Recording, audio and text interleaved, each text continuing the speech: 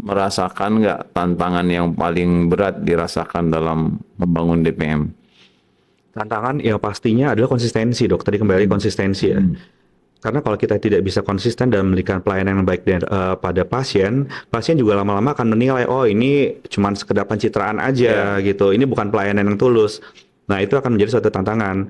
Dokter boleh promosi atau enggak, jadi ada kode etik promosi sebenarnya, Dok. Jadi kalau menurut saya itu dokter ya sah-sah aja untuk mempromosikan layanannya, misalnya di kliniknya atau di DPM-nya, asalkan itu ada suatu kaidah-kaidah kode profesi yang memang harus dipatuhi. Kayak misalkan kita dalam berikan suatu iklan atau media promosi, kita tidak menyebutkan hasil yang pasti. Kemudian kita juga tidak menjelekkan fasilitas kesehatan yang lain atau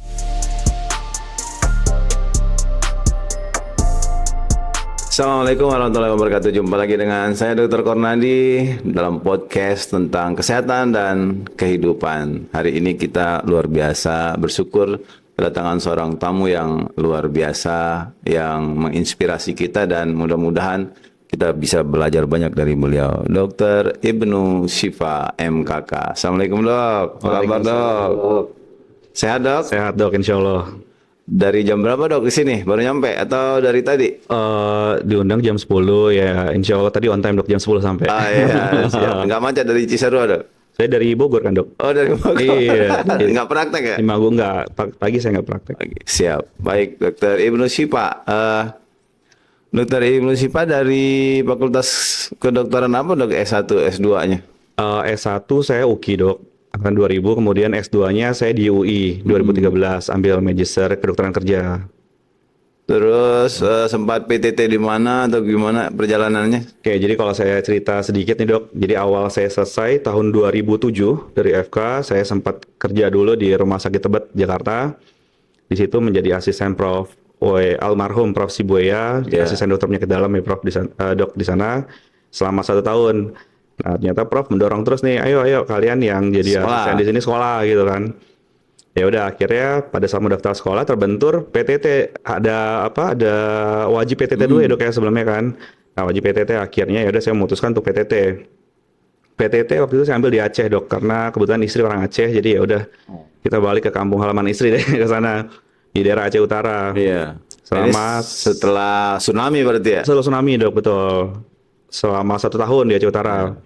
Tapi pas sudah selesai 1 tahun, saya ditawarin juga nih, mau lanjut PTT nggak di sini di Pulau Sabang. Jadi ada om istri juga di sana kan. Kita lagi ada kebutuhan dokter katanya. Ya udah deh, akhirnya ya udah deh, kalau nggak kita coba dulu ke Sabang, lanjut PTT lagi Sabang, Dok. Jadi kayak agak kelamaan di Sabang sampai 4 tahun akhirnya di sana. Jadi kelamaan 4 tahun, akhirnya aduh ini kayak kelamaan nih, kita harus lanjut lagi nih untuk tingkatin knowledge lagi, kompetensi lagi. Akhirnya saya coba daftar spesialis pada tahun 2013 ya, spesialis penyakit dalam karena memang passionnya ke sana sih awalnya, Dok. Coba daftar ke sana, berkas administrasi selesai, ya belum rezeki, akhirnya nggak keterima. Akhirnya ya udah saya sabar-sabar dulu.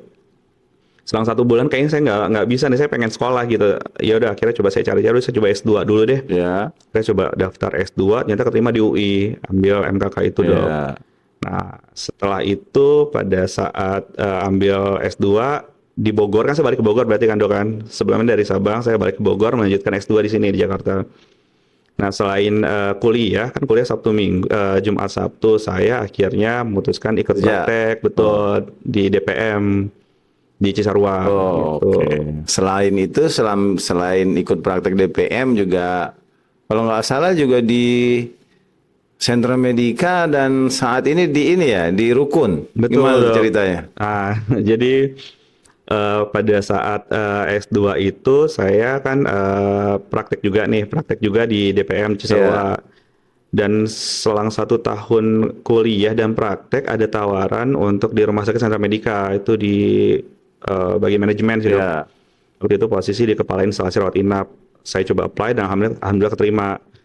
Jadi akhirnya ya di tahun 2014 atau 2015, jadi saya kerja di Sentra Medika pagi sampai sore, kemudian sorenya lanjut praktek di Cisarua seperti itu. Nah, kalau di Rukun Senior Living, saya juga di Rukun sekarang, Dok. itu setelah saya Kalau nggak salah Vice President ya? bukan dong. Oh. Wah, itu istilah aja. Enggak lah.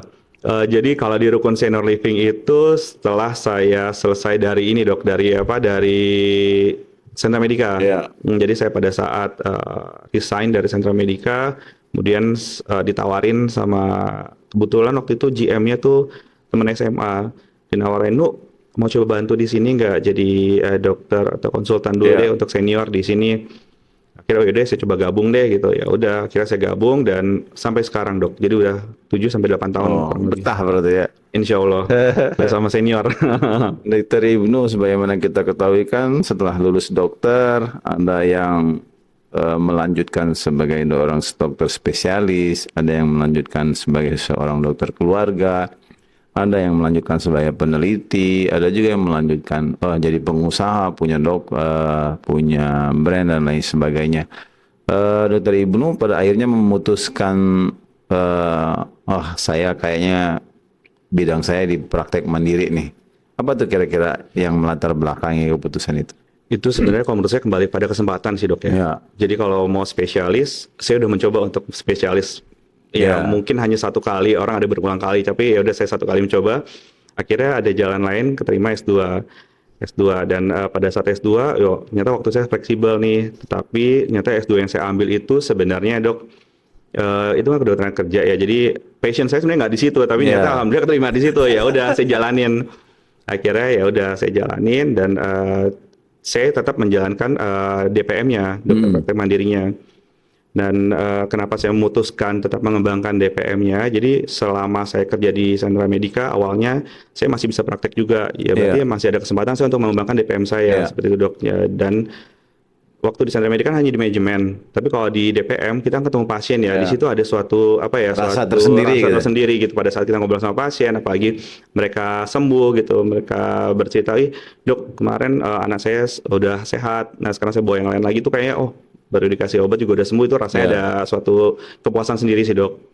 Oh. Itu dan dari situlah ya udah kayaknya ini nggak bisa dilepas. Jadi tetaplah ini akan jadi salah satu bukan usaha sih, profesi yang akan terus saya geluti sampai kapanpun karena melayani pasien itu adalah passion saya. Oke, jadi kalau saya lihat dan saya baca-baca itu Dr. Ibnu kalau nggak salah juga dengan pengikut di di Instagram lumayan, terus di TikTok lumayan, terus di YouTube belum ya dok? Belum ada dok. Dan di review di Google yang pernah saya baca itu lumayan untuk komentar-komentar pasien tentang Dr. Ibnu dan lain sebagainya. Apa yang melatari Dr. Ibnu selain memang fokus ke situ juga, wah saya kayaknya harus masuk ke membangun brand saya sendiri nih, personal branding terutama tentang saya sebagai seorang dokter. Apa tuh dok kira-kira? Ya, di dok awalnya sih saya nggak pernah terpikir dengan kata personal branding ya dok ya. Jadi awalnya saya hanya praktek seperti biasa aja. Kita coba memberikan pelayanan yang ramah kepada pasien, memberikan experience atau pengalaman yang nyaman buat mereka. Dan sampai suatu ketika dengan sikap kita yang konsisten, ternyata bagaimana cara kita berkomunikasi, bagaimana kita memberikan suatu kepedulian, dan sampai di akhir pun dengan ucapan sederhana seperti semoga cepat sembuh ya Bu, semoga cepat sembuh ya Pak, itu sudah membentuk suatu persepsi. Jadi personal branding itu bukan suatu yang kita buat-buat, melainkan suatu konsistensi dari pelayanan yang kita berikan, seperti itu dok. Jadi alami gitu ini. Buat alami, betul, sambil dok. pada akhirnya wah kayaknya juga perlu juga nih diangkat di media gitu ya. Iya, insya Allah. Dokter Ibnu, kan selama ini kita sebagai seorang dokter atau profesi medis ya atau tenaga kesehatan lain seringnya kan berpikir wah saya mau praktek aja dah, nggak perlu diangkat-angkat di media, nggak perlu ini. Kira-kira apa yang melatar belakang? Atau memang sudah waktunya kita sebagai seorang walaupun profesi kita medis atau nakes, kayaknya perlu juga di media sebagai seorang edukator yang cukup memberikan manfaat. Gimana menurut Dr. Ibnu? Sebenarnya dok untuk itu kan kembali jadi personal branding ya dok ya. Personal branding itu dibutuhkan atau enggak? Kalau menurut saya untuk saat ini eh, ada tanggung jawab kita lagi dok. Tanggung jawab kita terhadap edukasi terhadap masyarakat. Nah edukasi itu kan nggak hanya datang ke konsultasi di tempat praktek. Kita bisa memberikan edukasi melalui konten-konten juga, konten edukatif tentunya kan. Nah, di sana kita bisa memberikan informasi, manfaat terkait suatu masalah kesehatan juga. Nah, kalau misalkan ditanya kenapa, bagaimana itu tadi kebutuhan kita ya untuk konten, ya saya rasa cukup dibutuhkan karena salah satu contoh nih dok, pasien saya ada anak kelas 6 SD didampingi ibunya datang ke saya keluhannya gini, dia datang keluhannya pertama dia bilang cemas. Dok, saya cemas kata. Oh, cemas gimana? Suka deg-degan katanya. Terus saya tidur juga suka susah, Dok. Tapi kalau saya lihat di Google, saya kayaknya penyakit saya ini anxiety, Dok. Jadi anak kelas 6 SD bisa itu, Dok. Jadi bisa ngomong anxiety. Jadi dia bisa berusaha untuk mencari apa sih yang terjadi sama dirinya gitu ya. Dia coba mau cari diagnosis apa nih mungkin yang mengarah ke arah sana gitu. Ternyata ada anxiety. Nah, menurut saya dengan melek teknologi dari usia dini itu pun juga sudah ada kebutuhan kita untuk memberikan edukasi yang benar di sosial media karena kan juga banyak berita-berita hoax yang tersebar di sosial media. Nah, di situlah dibutuhkan seorang dokter sebagai konten edukator ya dokter sebagai edukator atau memberikan konten edukasi terkait layanan kesehatan ataupun topik-topik kesehatan yang benar-benar sesuai. Ya, jadi selain kalau menurut Dokter Ibnu tadi kan konsistensi lah yang membentuk personal branding itu. Kalau selain itu kira-kira elemen penting apa lagi yang wajib dimiliki oleh seorang dokter dalam meningkatkan personal branding? Baik dok, kalau menurut saya selain konsistensi sikap, bagaimana kita bersikap ramah kepada pasien, gimana kita bisa tetap tersenyum saat kita lelah, emosional, komunikasi juga sangat penting dok. Komunikasi, empati juga sangat dibutuhkan. Bagaimana kita bisa merasakan kekhawatiran mereka, kita bisa membuat mereka tenang pada saat mereka panik, gitu. Jadi yang penting kalau jadi bisa dipastikan kalau datang pasien kondisi panik, khawatir, ada nakes atau tenaga medis ngomel. Udah pasti bisa dipastikan nggak memenuhi syarat empati untuk membangun personal brand dong. Betul, yang ada pasien yang ngamuk-ngamuk dan nggak akan datang lagi ke klinik gitu dok. Berarti dengan sendirinya pelayanan yang baik, komunikasi yang baik itu juga membangun personal brand seseorang itu. Betul, 3 elemen penting kalau menurut saya. Selain konsistensi sikap, tadi itu empati yang tulus dan juga komunikasi yang baik sih. Bagaimana kita bisa mengkomunikasikan terkait kondisi gejala yang dia rasakan, kemudian juga diagnosis, kemudian juga apa yang bisa kita edukasi setelah mereka pulang dari ruang praktek seperti itu sih. Pernah nggak dok dalam rangka membangun personal brandingnya Dokter Ibnu di media itu ada nggak sih yang komplain, yang ini dan lain sebagainya di konten di media dokter atau juga ini apaan sih nih Dokter Ibnu dan lain sebagainya atau pengalaman yang tidak mengenakan buat Dokter Ibnu di media? Alhamdulillah dok sampai saat ini masih positif dok. Jadi saya pernah ada konten di TikTok juga kan mengenai ada satu kalau misalnya ada orang yang nggak suka sama saya berarti dia yang salah. Saya buat seperti itu. Nyata itu ada komen-komen dari pasien-pasien yang dok tetap maju, dokter tuh tim support. Iya ada banyak tim supportnya. Jadi pasien-pasien yang merasa terlayani dengan baik, teroptimalisasi ininya dia dan terpenuhi kebutuhannya pasti otomatis menjadi pembela gitu. Iya betul. Jadi pada saat kita memberikan pelayanan yang baik, otomatis pelayanan kita ini bukan kita yang memarketingkan diri kita, mereka yang akan memarketingkan diri kita. Diceritakan dari mulut ke mulut gitu oleh pasien itu sendiri. Betul. Baik Dokter Ibnu, saya kira dari DPM Dokter Ibnu yang mungkin perlu diceritakan dok. Tadinya Dokter Ibnu bagaimana cerita awalnya sampai tadi kan ikut praktek di DPM sampai pada akhirnya punya sendiri dan kalau nggak salah sekarang DPM-nya ter di Indonesia ya dok, atau di Bogor gitu? Saya nggak tahu di Indonesia, tapi ya alhamdulillah peserta saya kan ada kerjasama dengan BPJS juga dok. Peserta BPJS saya juga lumayan sih alhamdulillah untuk saat ini, dan saya rasa itu karena kepercayaan para Dengan pasien. sendirinya mereka Iya, ikut ya. betul dok. Membangun di awal memang agak sulit dok. Jadi awal-awal 2014 itu saya kan kita ya mulai baru berkolaborasi dengan dengan BPJS bersinergi.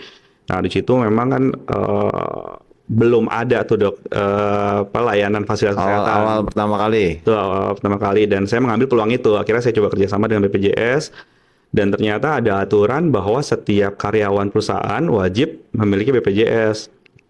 Dan yang saya lakukan, saya jadi memarketingkan diri saya sendiri awal-awal dok. Jadi saya datang ke instansi-instansi atau perusahaan. Oh, jadi dokter juga sekaligus marketing. Seperti itu dok awal-awal. Apakah semua perusahaan di sekitaran Cisarua didatengin? Hanya beberapa pada saat itu dok. Jadi saya datang hanya untuk memperkenalkan bahwa DPM saya bekerja sama dengan BPJS. Oke. Kalau memang ada kebutuhan untuk konsultasi ataupun berobat, kami persilakan. Jadi kami membuka membuka kerjasama dengan BPJS seperti itu sih dok. Kesulitan yang paling besar dirasain atau masa paling kelam dalam membangun DPM ini gimana? Ada dok, pernah ngalamin? Misalnya, selama setahun, selama 2 tahun, mantap makan tabungan gitu, atau gimana? Atau take over karyawannya tinggi, berhenti sebentar, masuk sebentar gitu, itu gimana? Alhamdulillah dok, ini saya bukannya mau ini dok takabur atau narsis jadinya nih dok. Jadi dari awal saya di DPM di Cisarua sampai saat ini selalu tumbuh dok. Jumlah kunjungan pasien hanya berkurang saat COVID waktu itu dok. Dan itu memang kita efisiensi. Sekarang sehari berapa dok? Kurang lebih 60-70 dok. 60-70 ya. Umum BPJS? 15% umum. Oh luar biasa, masih 15% masih umum ya. Dengan berarti memang masih tinggi ya tingkat kepercayaannya. Alhamdulillah. Masih tinggi juga. Wah, pokoknya saya mau nggak mau, suka nggak suka, saya maunya ke dokter Ibnu mungkin gitu ya. Ya insya Allah. Jadi nggak pernah mengalami masa sulit berarti ya? Kalau untuk membangun DPM sih belum mengalami masa itu sih dok. Jadi semua berjalan begitu aja, dan kalau saya hitung angka kunjungan ya memang selalu meningkat sih setiap bulan, setiap tahunnya. Jadi alhamdulillah lah. Dengan yang tadi mungkin personal branding dok, yang secara tidak sadar. Jadi dia kayak keluar begitu aja, jadi ya banyak mungkin orang sekitar yang mengetahui DPM saya, ya udah akhirnya bisa datang untuk mendapatkan pelayanan tuh jika sedang sakit. Saat ingin membuka praktek mandiri itu kan pasti banyak yang terlibat tuh. Di samping kiri ada keluarga, terus di samping kanan ada sejawat lain yang praktek atau ini lain. Itu gimana caranya? Pokoknya keluarga saya dukung, kami dukung. Tapi juga dari yang merasa saingan ya, atau merasa kompetitor gitu. Ada saingan baru nih, gimana itu? Ada nggak pendapat-pendapat atau selentingan seperti itu dok? Oke dok, jadi pada saat membangun DPM, awalnya kan saya bareng sama ibu saya, kemudian ibu saya juga dokter. Ya. Dan ya alhamdulillah saya itu udah privilege dong. Iya, itu salah satu privilege itu yang luar biasa sih. Dan saya praktek bersama beliau di sana, tetapi kan beliau juga sudah mengurangi waktunya di beberapa tahun kemudian, mengurangi waktunya, dan adik saya juga kebetulan dokter dok. Jadi kita praktek bersama, dan sampai pada akhirnya ya saya memutuskan udah deh, kalau enggak kamu urus di sini, saya keluar aja dari sini, saya coba mengembangkan DPM sendiri. Banyak kegalauan, banyak ya campur aduk rasa semuanya dok. Karena kan biasa di sana saya pindah, ini bagaimana ya? Apakah saya Istri gimana istri? Istri mendukung. Mendukung penuh. Mendukung yang terbaik aja dok kalau istri. Nanti kurang nih uang makan nih, uang dapur nih kurang nih, gimana? Ya alhamdulillah dok. Jadi pada saat saya pindah, saya nggak nunggu waktu lama. Dengan 1 bulan kita info ke pasien-pasien, saya pindah ke sini. jumlah kunjungan pasien balik normal. Masya Allah, dalam 1 bulan ya. 1 bulan dok, jadi the power of WhatsApp emak-emak. Jadi ada ibu-ibu yang Oh, kerjasama dengan ibu-ibu. enggak dok, jadi kan pasien punya kontak kita Ya. kontak WhatsApp kan untuk apa, untuk mendaftarkan segala macam ya, kita sudah menginformasikan bahwa dokter ibu prakteknya pindah ke sini, dan ibu-ibu yang punya kontak punya apa info seperti flyernya akhirnya disebar ke grup-grup Oh, pengajian, grup sekolah. Seperti itu sih info yang saya dapat dari. berarti dengan tadi yang kepercayaan sudah terbangun, dengan tidak susah payah, termasuk ibu-ibu sendiri yang menyebarkan ya. Oh, Iya, dokter Ibnu betul. pindah, dokter Ibnu pindah gitu. Betul sekali dok. Jadi ya saya juga kaget dan luar biasa bersyukur sama Allah ya, ternyata saya pindah yang saya khawatirkan nggak terjadi gitu. Ya mungkin di awal-awal iya 1 bulan pertama, tapi setelahnya semua kembali normal. Siap, siap, siap dokter. Ini jadi penting buat kita, kepercayaan apa yang konsistensi yang sudah kita bangun selama ini, hubungan baik selama ini yang sudah kita bangun, ya pada waktunya nanti akan bisa dipetik dengan sendirinya gitu ya dok. Membuahkan hasil yang luar biasa juga sih akhirnya. Baik dokter Ibnu, kalau buat teman-teman yang ingin membuka atau membangun DPM sendiri nih, apa pesannya kira-kira?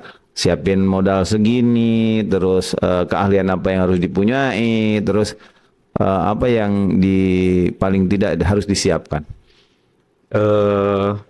Modal pasti dok. Mungkin berbeda-beda ya setiap tempat ya. Ya. Karena kebetulan tempat saya kan di jalur puncak ya lumayan mahal sih. Luar biasa dok. Kemudian ya modal sewa, karena saya waktu itu belum punya sendiri. Sampai saat ini masih belum sih, lagi proses dok. Insya Allah mudah-mudahan doakan. Amin. Jadi kita sewa, kemudian kita persiapkan modal untuk pembelian obat-obatan awal, dan juga tenaga kerja sih yang akan bantu kita sih, asisten kita. Untuk modal itu sih yang harus dipertimbangkan. Kemudian kalau membangun DPM dengan personal brandingnya, yang pasti ya kita ya berusaha berjalan aja dok. Kita coba kasih pelayanan yang terbaik aja. Nggak usah dibuat-buat kita kayak apa, bikin iklan gitu. Misalnya ayo 10 orang pasien pertama gratis. Kayaknya nggak perlu seperti itu sih dok ya. Jadi Itu kan juga etikanya iya, gimana ya. siapa tahu ada dok. Jadi ya berjalan biasa aja, kita kasih pelayanan terbaik bagi pasien, ya insya Allah akan terbentuk sendiri sih nanti branding kita. Pasien merasa dipedulikan, diperhatikan, pasti akan ada pasien yang balik lagi ke kita gitu. Tapi kalau melihat perjalanannya tadi sepertinya tidak menunggu bola ya dok ya. Kalau melibatkan mak-mak berarti jemput bola nih. Mak-mak bantuin dong, Iya mama betul gitu sih ya. dok, alhamdulillah dok. Gitu, jadi iya kita cuma sebarkan aja e-flyer dan alhamdulillah mereka yang bantu kita. Oke. Kan kita nggak bisa menjangkau di pasien kita di mana aja sih, siapa Iya. yang punya WhatsApp, nyata mereka yang membantu Jadi dengan menyebarkan. otomatis itu ya dibantu sama mak-mak, selain memang mendatangi tempat-tempat PT atau perusahaan yang memang mempunyai karyawan. Itu berarti hubungannya ke HRD dong. HRD perusahaan ada juga sih dok, jadi kita sekedar menginformasikan sih. Ke ke pejabat-pejabat desa gitu juga dijalanin juga nggak? Enggak dok, Nggak ya. enggak terlalu kenal. Baik, Dokter Ibnu, kalau merasakan nggak tantangan yang paling berat dirasakan dalam membangun DPM? Tantangan yang pastinya adalah konsistensi dok, tadi kembali konsistensi ya. Karena kalau kita tidak bisa konsisten dan memberikan pelayanan yang baik pada pasien, pasien juga lama-lama akan menilai, oh ini cuma sekedar pencitraan aja gitu, ini bukan pelayanan yang tulus. Nah itu akan menjadi suatu tantangan. Jadi kalau membangun DPM itu bukan hanya sekedar pencitraan, melainkan membangun suatu reputasi melalui konsistensi, kalau menurut saya seperti itu. Ya, jadi tadi kan Dokter Ibnu juga nyampein tuh, kita mungkin nggak perlu promosi lah. Tapi di tengah kondisi sekarang kan banyak juga dokter yang promosiin 10 gratis 1, atau cek lab ini gratis itu dan lain sebagainya. Di tengah persaingan seperti ini, kalau menurut Dokter Ibnu, ini masih dalam konteks personal branding yang dibangun oleh seorang dokter itu, batasan etiknya tuh di mana itu, Dok? Batasan etika yang memang yang penting kita konsistensi, tidak melanggar etik dan lain sebagainya, dan ya pasti dengan sendirinya pasien akan berdatangan. Itu gimana? Jadi kalau berdasarkan dokter boleh promosi atau enggak. Jadi ada kode etik promosi sebenarnya dok ya. Jadi kalau menurut saya itu dokter ya sah-sah aja untuk mempromosikan layanannya, misalnya di kliniknya atau di DPM-nya, asalkan itu ada suatu kaidah-kaidah kode profesi yang memang harus dipatuhi. Kayak misalkan kita dalam berikan suatu iklan atau media promosi, kita tidak menyebutkan hasil yang pasti. Kemudian kita juga tidak menjelekkan fasilitas kesehatan yang lain atau rekan sejawat yang lain. Dan kita juga tidak menjanjikan suatu kesembuhan yang mutlak. Seperti itu sih dok. Jadi tidak, ini ada yang konsul ke Dokter Ibnu dari pasien bawa hasil yang lain. Tidak memang menyalahkan. Dokter A begini nih emang salah gitu. Enggak. Itu kode etik profesi kita kan tidak boleh seperti itu dok. Kalau memang ada suatu ketidaksesuaian ya bagaimana caranya kita bisa berkomunikasi. Mungkin dari dokter sebelumnya hasil pemeriksaan seperti itu, tapi pada saat kita udah berubah lagi kondisinya. Baik, Dokter Ibnu, kan itu semua dalam batasan-batasan membangun personal branding kita, baik di media maupun di ruang praktek ya kan. Nah, kalau di ruang media kan pasti ada batasan-batasan konten edukatif kita. Kalau pengalaman Dokter Ibnu, apa aja sih batasan ini konten edukatif yang ini masih bisa nih kita berikan, ini enggak. Ini ada nggak batasan menurut ininya? Batasan di konten edukasi di media sosial. Ya, termasuk melanggar etik apa enggak? Ini jualan apa enggak gitu. Nah, itu tergantung dari niat dan cara penyampaian kita sebenarnya dok, cara komunikasi kita juga. Jadi kalau konten edukasi itu kan hanya berupa informasi mengenai kesehatan atau layanan produk. Tetapi kalau udah yang menekankan ini kita ada layanan ini dan hasilnya begini, nah itu sudah promosi kan ya dok. Itu yang nggak boleh sebenarnya kan. Jadi yang memberikan iming-iming hasil yang terlalu berlebihan itu yang nggak boleh sih sebenarnya. Jadi tidak boleh menjanjikan kepastian. Itu nggak boleh menjanjikan suatu kepastian.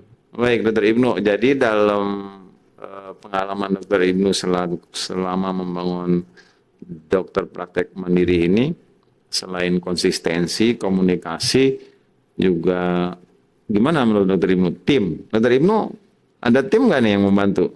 Ada dok.